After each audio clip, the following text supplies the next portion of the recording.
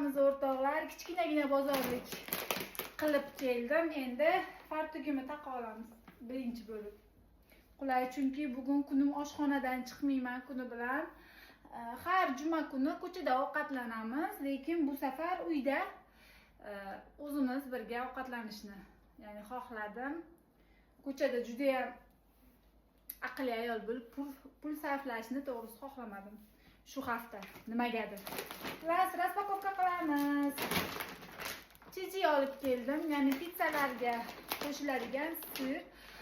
Buni haftada bir marta, ikki marta olaman. Biz uyda pizza juda ham ko'p yeymiz. Kare oldim. Hindlarning ovqati bilasizlar, sariq. Bu new sugar deyiladi, ya'ni shakarni o'rniga ishlatiladi. Koreyslar salatlarida, kimchilariga shuni solib ishlatishadi. Albatta non, buxanka.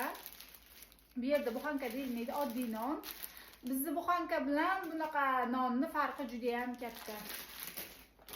Keyin sabzi oshga va bilasizlar, men skidka desa hamma joyda borman, skidkani juda ham yaxshi ko'raman. Yana tovuq go'shti skidkada ekan, bitta emas, ikkita oldim oilamizda, 5 kishi bo'lganimiz uchun.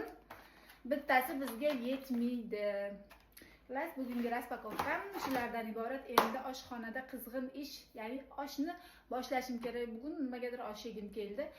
O'zimga obedga, kechqurunga bo'lsa farzandlarim bilan yeyishimga tovuq go'shtli takkalbi pishiraman. Uni ham xudo xolasa kontent qilib olib sizlarga ko'rsataman. Ketdik.